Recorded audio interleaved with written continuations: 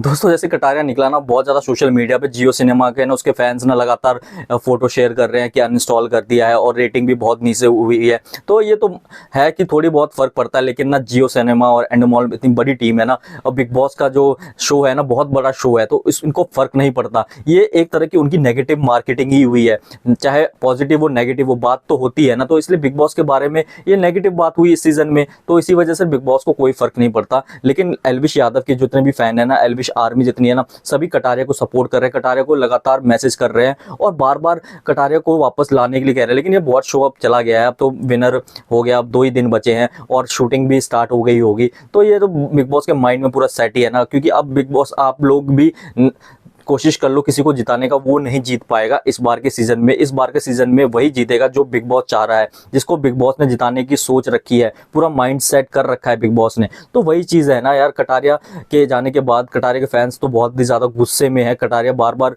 ये भी कह रहा है, एल्विश यादव भी कह रहे हैं कि वोट नहीं निकाल पाए, तो इसलिए बिग बॉस ने ऐसी चीज़ चली। और ये तो दुनिया को दिख रहा है कि बिग बॉस ने कैसे निकाला है। बिग बॉस ने जो एविक्शन किया ना, बिल्कुल अनफेयर एविक्शन था कटारिया का।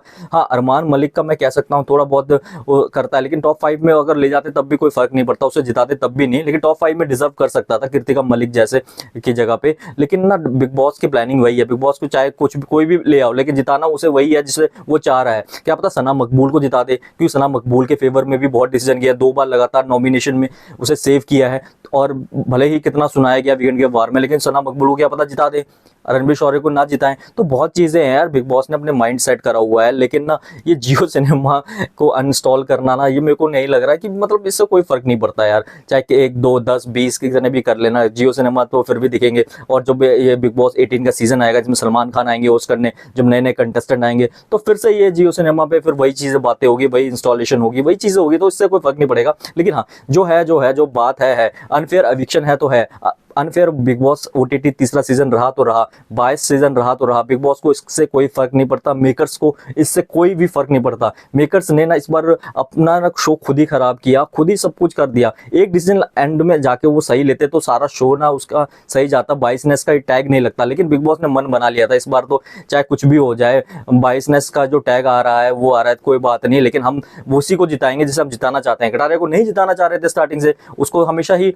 नीचे दिखाते थे, उसे हमेशा ही भोंदू जैसा दिखा देते थे, उनको हथकड़ी पहना के पूरी रात बैठा दिया, बहुत चीजें उसको। वीकेंड के वार में अनिल कपूर ने कभी इंटरेक्शन नहीं किया उसके साथ, सना मकबूल के साथ तो इंटरेक्शन तो किया ना। तो इसी वजह से ना रणवीर शौर्य और सना मकबूल को दोनों को रखना चाहते थे वो एक दूसरे के सामने, रणवीर शौर्य के और उसके सामने। लेकिन कटारिया को रणवीर शौर्य के सामने नहीं रखते थे, क्योंकि कटारिया ना कहीं ना रिस्पेक्ट करता था रणवीर शौर्य के सामने, वो ज्यादा बोलता था, लेकिन वो बाद में सॉरी बोलता था, बाद में उसे फील होता था। लेकिन सना मकबूल का मेकर्स ने देख लिया था, वो कुछ डरती नहीं है कुछ भी बोलने से, तो इसीलिए दोनों को ऐसे ही रखा। लेकिन ना जो टॉप 5 में जो जाने चाहिए थे ना, मेरा मानना है कि जो थोड़ा तो बिग बॉस कंपटीशन रख सकता था ना, अगर जनता के छोड़ रखा है तो कंपटीशन रखता ना। अब तो नेजी कंपटीशन में ही आगे है, अगर वोटिंग के आधार पे अगर नेजी नहीं जीत पाया तो बिग बॉस का लगेगा बिग बॉस पूरा बायस है, स्क्रिप्टेड है, बिग बॉस ने उसे नहीं जिताया। क्योंकि वोटिंग के आधार पे देखिए ना, तो इनमें किसी में भी इतना दम नहीं है, जो इतना फैन बेस नहीं है इनका जो इनको जिताया जा सके। तो इसी वजह से टॉप 3 में तो साई केतन और कृतिका मलिक तो निकल ही जाएगी, टॉप 3 में ये रहेंगे। लेकिन नेजी को अगर नहीं जिताया तो ऐसा ही है, तो क्योंकि सबसे ज्यादा फैन बेस है ना नेजी का ये है इस वक्त बिग बॉस के घर में। कटारिया होता तो Kataria no doubt single handed जीत जाता वोटिंग के आधार पे, उसे कोई कंपीट नहीं कर पाता।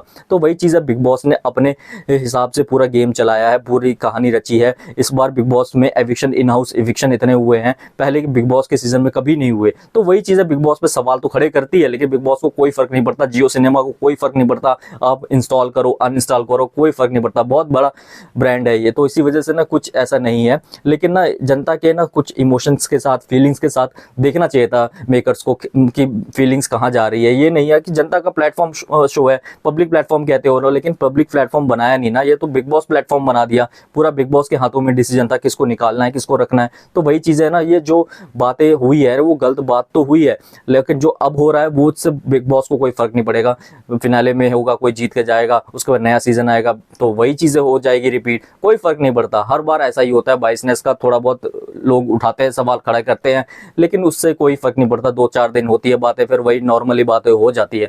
दोस्तों आपको क्या लगता है, कमेंट करके अपनी राय हमें जरूर बताएं। वीडियो चलेगी, वीडियो को लाइक, चैनल को हमारे सब्सक्राइब जरूर कर दें।